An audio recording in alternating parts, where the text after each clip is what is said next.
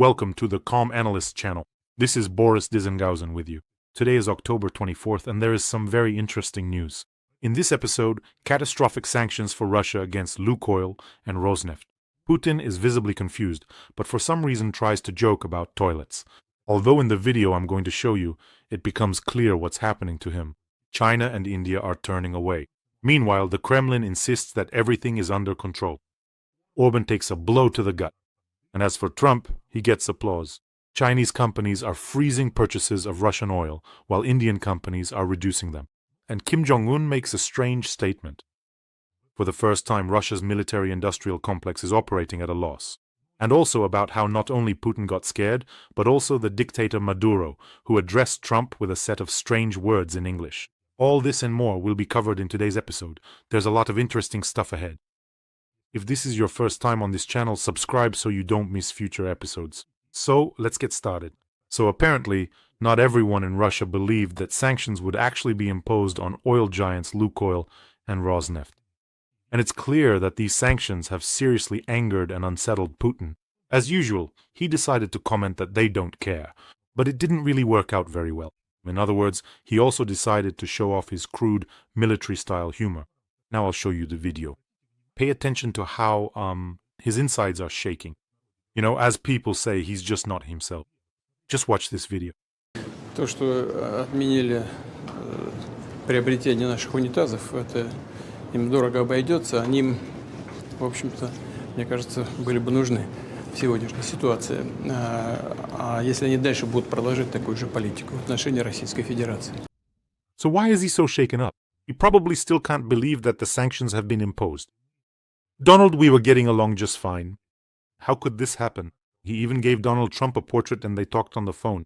They just couldn't decide who should hang up first. No, you hang up. No, you. No, you. No, you. Well, and the toilet joke, that's definitely right at Putin's level. I wonder why they don't make jokes about suitcases. Actually, Putin has always had a problem with humor. Problems.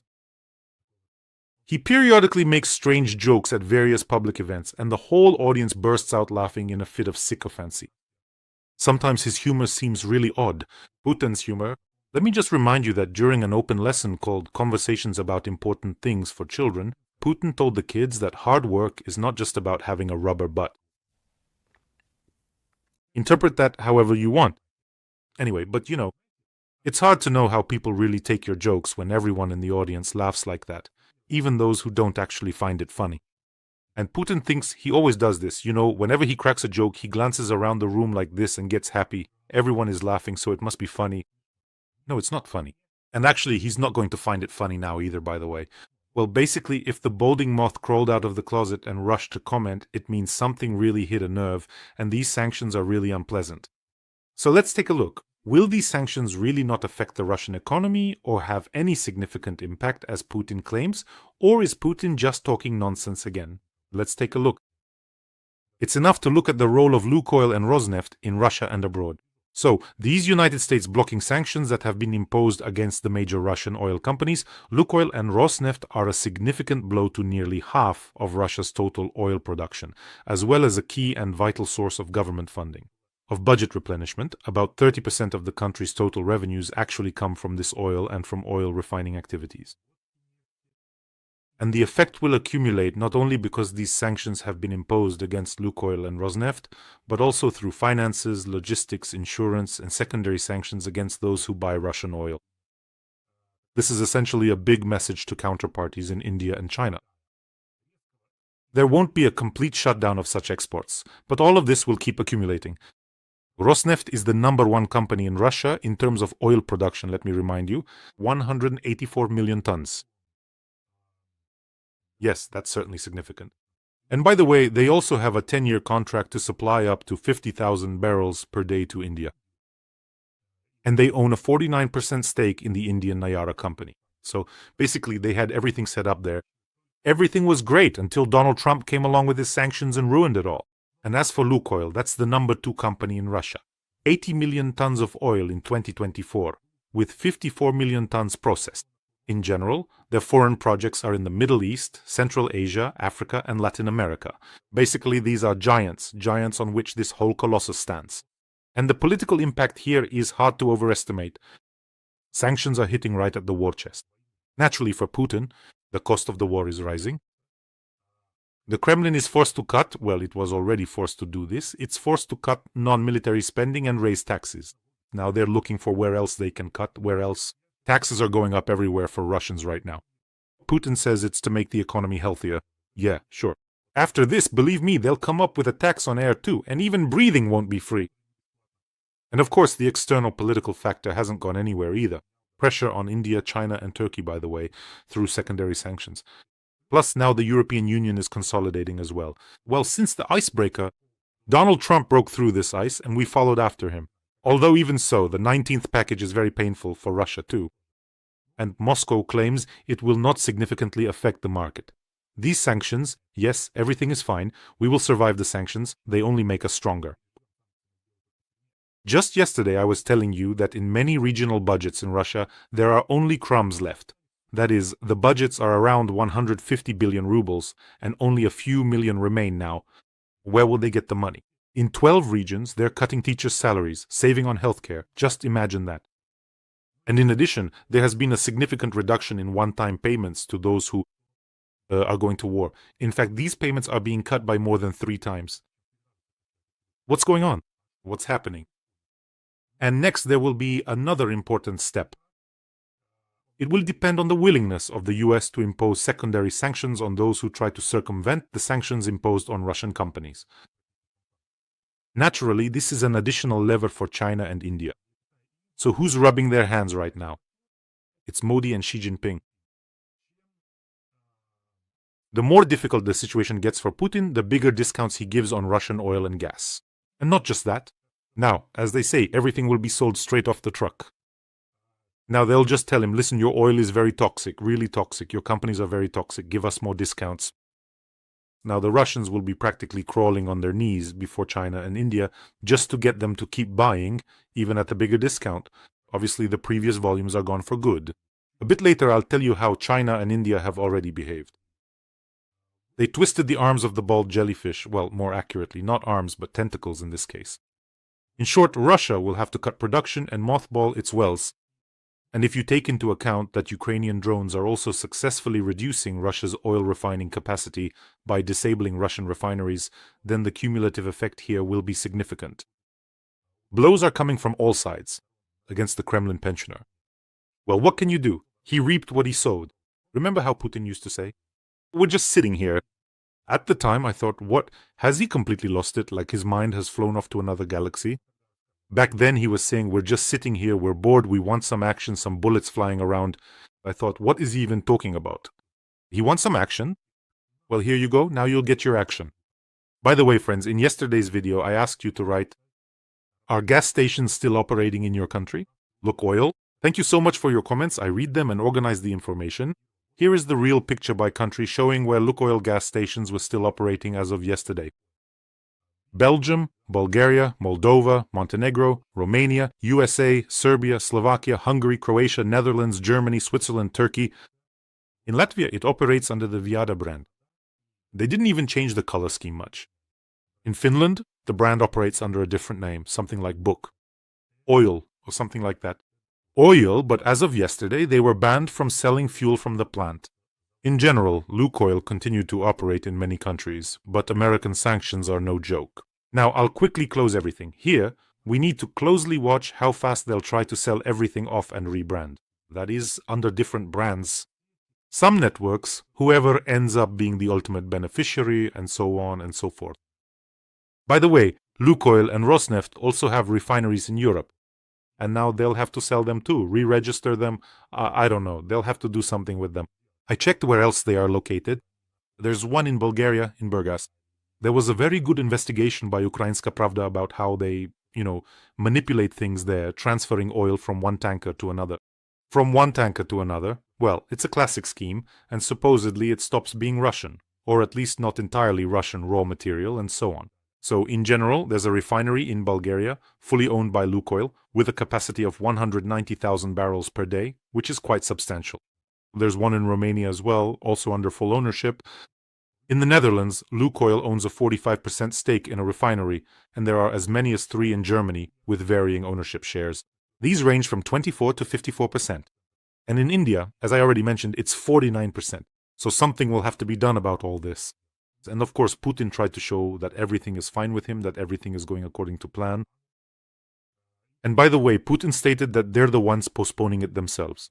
The summit in Budapest, I'm not going to meet with Trump. Yeah, we knew that without you. Donald Trump had already announced that earlier. You know, it's like, oh, well, yes, we wanted it ourselves. We didn't really care that much anyway. You can really see how much this bothers them, how they didn't expect it at all. Naturally, Putin's public statement, his attempt to show that nothing affects them, is the best indicator of the painful losses Russia is suffering. Your sanctions are so insignificant that I personally came out to tell you about it myself. Now, all the Russian officials will chime in as well. You know, it reminds me of that story, when I ran after you for 5 blocks, just to tell you how indifferent I am to you. This is exactly the same thing. Plus, Putin decided to throw in some threats as well. Here, look, with a serious and shocking response to the strikes with long-range weapons deep inside Russia. I quote, "This is an attempt at escalation. In that case, the response will be very serious and shocking," he said, commenting on Volodymyr Zelensky's statement that Ukraine will, after all, receive long-range weapons. And this is very interesting. Why?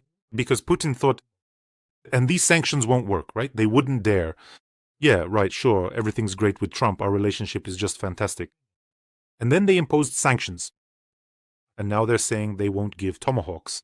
So what now? Sanctions have been imposed, and maybe they'll give tomahawks too. What do we do? Russia's energy sector is feeling confident, Putin summed up. Just feeling so confident, really. What about the budget deficit? By the end of this year, it's about 10 trillion. So confident that entire industries in Russia are collapsing. The coal industry, the construction sector, everything's already gone off the rails. And as for the automotive industry, I won't even say anything. It seems to me that if there is strict oversight of sanctions compliance and secondary sanctions against those who help Putin circumvent them, then in a few months Putin will be asked, well, so what happened to the Russian economy? And Putin will say, you know, with that silly grin of his, well, I think you can guess, right? It sank. And here come the first signs, or rather the first crows for Putin's economy. Chinese state oil companies have suspended purchases of Russian oil due to new American sanctions. Reuters reports this, and it is expected that private refineries will also suspend purchases to assess the impact of the sanctions. But they will try to circumvent them, that's obvious. Let me remind you, Indian refineries are also preparing to reduce purchases of Russian oil.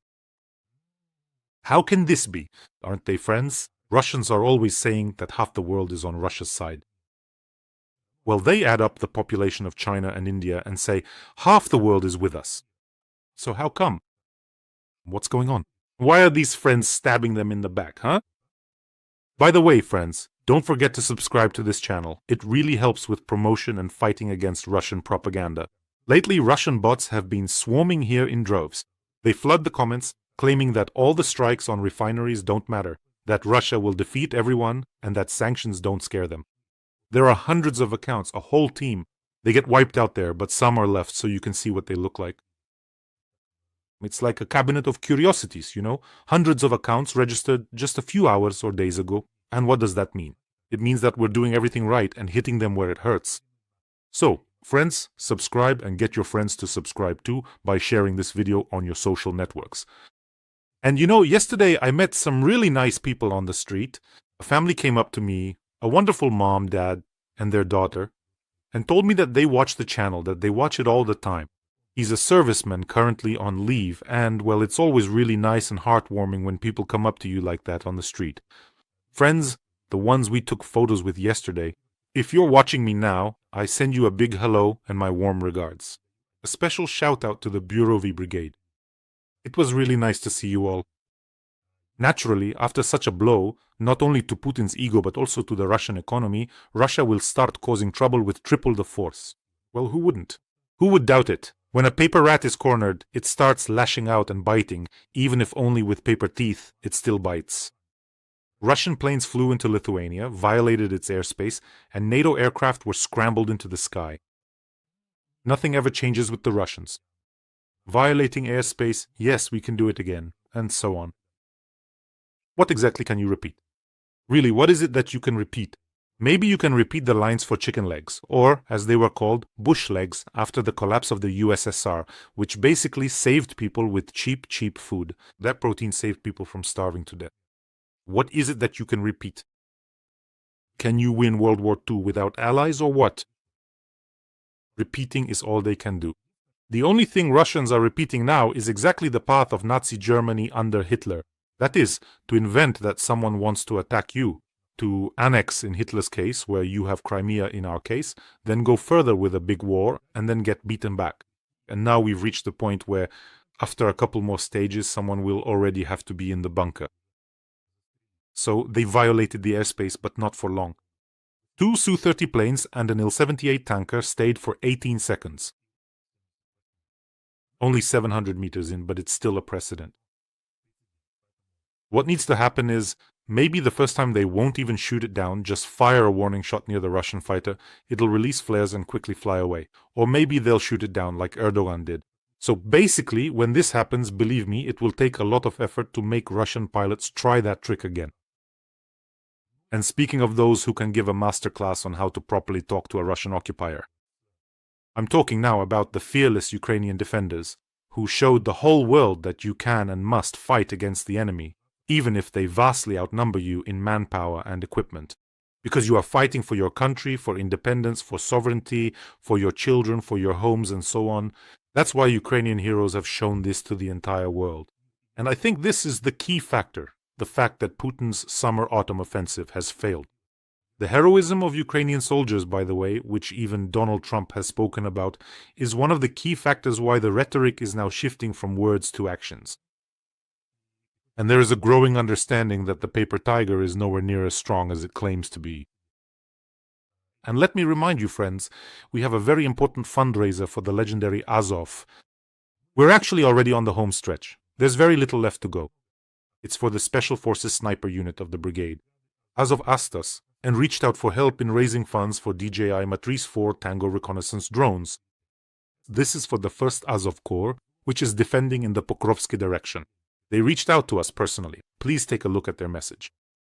Слава Україні! Ми загін снайперів спеціального призначення бригади Азов. Звертаємося до Бориса Тизенгаузена та його спільноти за допомогою.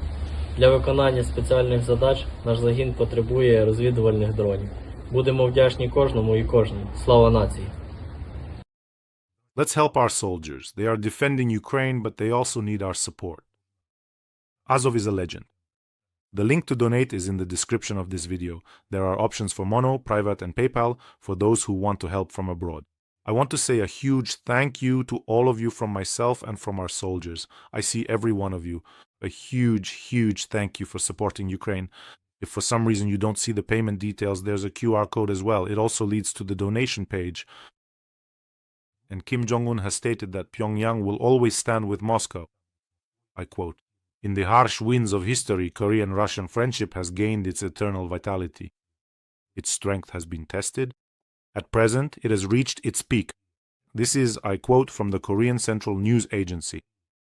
In the harsh winds of history, well, that's pretty much how they write and say things over there. North Korean television is a whole separate kind of cringe. Well, as they say, in sorrow and in joy, be happy Kim Jong-un and Putin. Amen. So far, he is the only one who has publicly decided to take pity on the KGB Kremlin grandfather. In general, if you collect all these characters from the Dictators Club, you can create a lot of new stories for Marvel. Write about anti-heroes, Putin, Lukashenko, Kim Jong-un, Medvedev. Putin, the Mothman, Lukashenko, the aggressive root vegetable, Kim Jong-un, the nuclear pastry, and Medvedev, the semi-liquid Terminator, the disgusting four on cinema screens. By the way, I decided to see how the media reacted to the news about the introduction of sanctions against Lukoil and Rosneft, and there are some very interesting points that were noted. By cancelling the Budapest summit with Putin, Trump, for the first time, imposed sanctions against the Russian oil giants Lukoil and Rosneft. Already the next day, China announced the suspension of seaborne purchases of Russian oil. Meanwhile, the Western press sees Trump's decision not just as an economic blow, but as a complete shift in the tone of American policy toward the Kremlin. By the way, regarding the Budapest summit here in Ukraine, the word Budapest doesn't bring up the best associations for us. I think Ukrainians will agree. And Sky News writes that Trump's sanctions are not just a light slap on the wrist, but a punch to the gut of Moscow's military economy. And this is essentially an attempt to cut off the arteries through which money flows to the Kremlin for the war. But every such decision is a risk for Trump himself. If global oil prices soar, it will hit the American domestic market, and Trump is balancing between a global war and a gas station in Texas, as Sky News notes. Well then, every voice matters. Join our community, support independent journalism, and help us bring you the truth from Ukraine. Become a member of Ukraine Today. Join us now. I really liked how the Wall Street Journal presented their material on this topic. Trump was offered 3 scenarios, soft, moderate, and tough, and he chose the moderate one, targeting the energy sector. This step is not emotional, but strategic, the newspaper notes. The White House reasoned that a direct blow to industry would cause an economic shock, while a soft package would be perceived as weakness. Sanctions against Lukoil and Rosneft are such a compromise between firm resolve and calculation. This is a turning point, the first instances when Trump went against Putin not just in words but in action, writes the Wall Street Journal. Well, I have repeatedly said that I will be the first to applaud Donald Trump when there are concrete actions. And in this case, I say yes, this is indeed quite a painful blow for Russia and a concrete step on the part of Donald Trump. That's when you can say, well done, really well done. Yes, you can write now that tomorrow he might change his mind or not, but when he does change his mind, then we'll criticize him. Although, as you and I know, I'm a level 80 stickler, this should have been done a long time ago, really. For the White House, this is not just a punishment for Russia, it's a signal to the whole world that the era of polite persuasion is over, writes CNN. That's right. And Trump's decision became a moment of truth for Moscow and a personal challenge to Putin. That's what the Telegraph writes. So, for the first time in a long while, Trump took a step from which there is no turning back. This is perhaps the Telegraph most accurately noted this subtle aspect of these decisions, especially in connection with what happened the day before. In other words, it's about a personal challenge and a personal insult to Putin. Let me remind you, Trump personally called Putin a paper tiger, which is why Putin is so jittery, why he's so shaken. It really feels like, that alien is about to crawl halfway out of his Botox and start screeching in ultrasound. Thank you. The fact that there was no quick reaction to this event on Russian propaganda shows, or from the Russian Foreign Ministry, apparently means that the Kremlin hasn't yet sent out the talking points on how to properly comment on this topic. And they don't want to get into a hard confrontation because there would be no way back from that. We know that Trump also has his own peculiarities. Retaliation will come later. It seems that the Kremlin didn't really believe until the very last moment that these sanctions would actually be imposed. Trump did what Brussels didn't dare to do. He finished off Russian oil in Europe. That's what Politico is writing now. Well, now the question is what to do with Lukoil's assets in European countries, which I mentioned earlier. They'll have to be frozen. Here's another important point.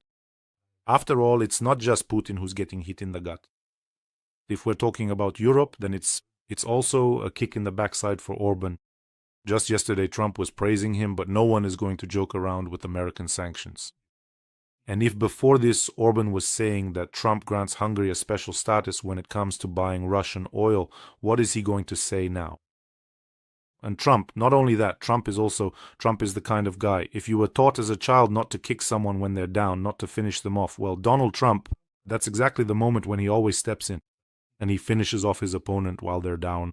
And Trump, in his own style, trolled Putin. A journalist asked him but Putin said he feels fine and his economy is doing well. And Trump replied, I knew it, I'm glad Putin feels fine. Let's see how they manage in 6 months. Here, it's important to understand that Trump is now openly mocking Putin. As they say, there's only a step from love to hate. And here, Putin falls into his own trap, the one he's been designing for the past quarter century while ruling Russia. It's the trap of the behavioral model of the ruler of Great Russia and at the same time a street thug from a back alley. Well, I always put great in quotation marks. I don't know why it's considered great. Do you know what the behavioral trap is? Real guys don't fall for theirs, to use street slang. And now, according to this model, Putin has to hit back at Trump just as hard. And at the US in response, but he can't. As Donald Trump would say, what cards do you have in your hand? By the way, Putin's supporters are absolutely convinced that Russia is on the same level as the US, or maybe even higher. Well, the fact that the GDP of the Russian Federation is less than the GDP of the state of Texas, that's all just made-up stories by the Kyiv regime. Satanists, basically, well, us, yeah. I always suggest a simple exercise to Putin's supporters. Go ahead and impose counter-sanctions against the US. Can't do it? What happened? Where is Russian greatness then? Is this it? Did it sink or something, or what? Then here's a piece of news I just couldn't ignore. Elon Musk is planning to create a huge army of humanoid robots. And this is a large-scale. Tesla's production could start at the end of 2026. According to Musk's idea, they are supposed to free humanity from work. Isn't anyone scared by the prospect of a huge army of humanoid robots? And how fast? Just listen, how quickly it's happening. Are we already seeing all these scenarios from science fiction movies in our real lives? Just look at ChatGPT alone, and now there's going to be an army of humanoid robots too. I still remember from my childhood when I used to go at the video salon, that voice from Terminator, and the machines rose from the ashes of nuclear fire, and the war to exterminate humanity began. And that line became famous for decades. But the final battle will not take place in the future. It will happen here, in our time, tonight. But there was a different voice, something like, "We are clothespins and you have become towers." That's how it went. I remember, wow, it was creepy. Yeah, those video salons from the 1990s. Oh, for sure. They would rent a room somewhere in a community center. I don't know, maybe in some annex in a semi-basement. There was a regular VCR with a TV and a bunch of mismatched chairs, some old, some new. About 20 or 30 people could fit in there, maybe even more. These were the real super video salons. Just a VCR and a TV. And all the movies were dubbed with that same voice. Video salons were even opened in out-of-service trolleybuses and buses. It was very convenient because the seats were already there. They'd hang a TV in the aisle, and the main thing was to cover the windows with plywood so no light would get in. Well, yeah, that's how it was. It cost a ruble to get in. And when you were given a ruble, you felt like a king. You could go and watch. A bit later, when VCRs became more affordable, video cassette rentals appeared. I was born in Sevastopol. I used to go to the central department store to exchange tapes. The tapes also cost something. I think it was a ruble too, but I don't remember exactly. Titles you could never forget. I'll carry them with me my whole life. Attack of the Killer Tomatoes. What else was there? Ninja with 1,000 eyes. Bloody Fist.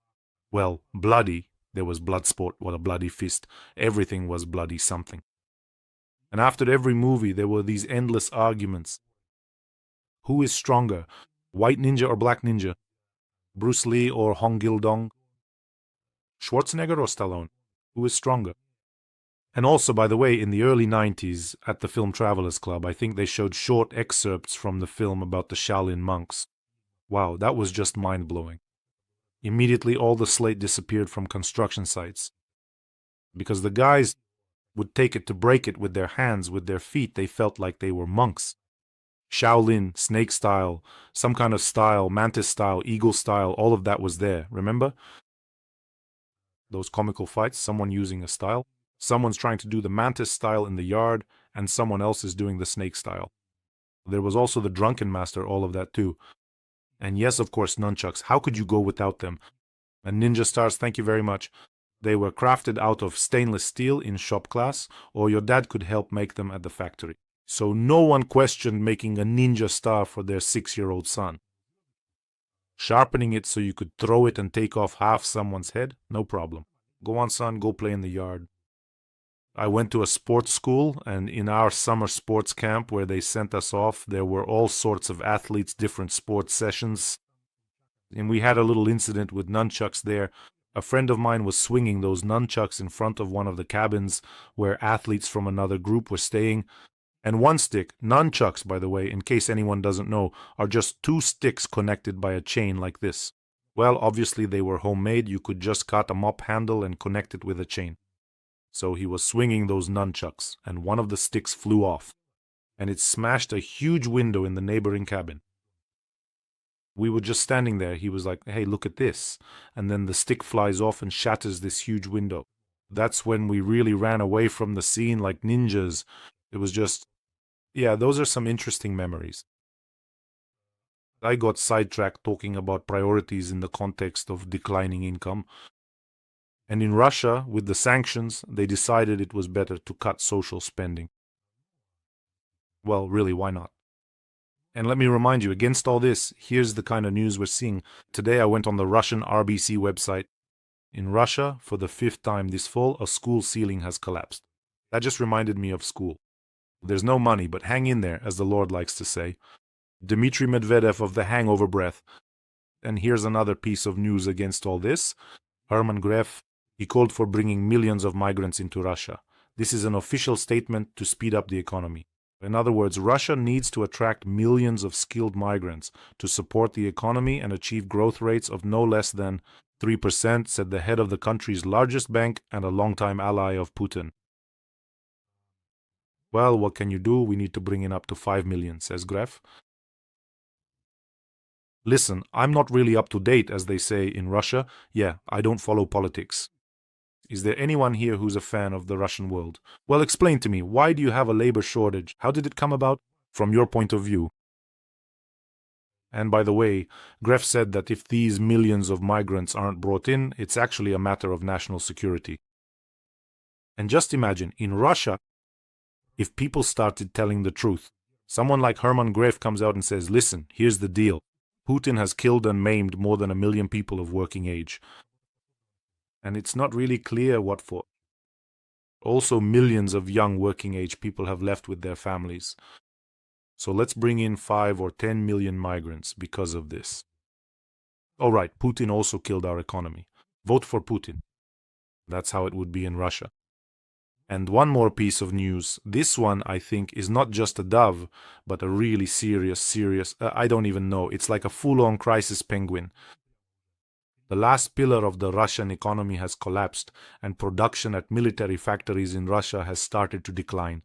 Yes, and not just decline. Industries connected to the military-industrial complex have entered stagnation for the first time since the war began.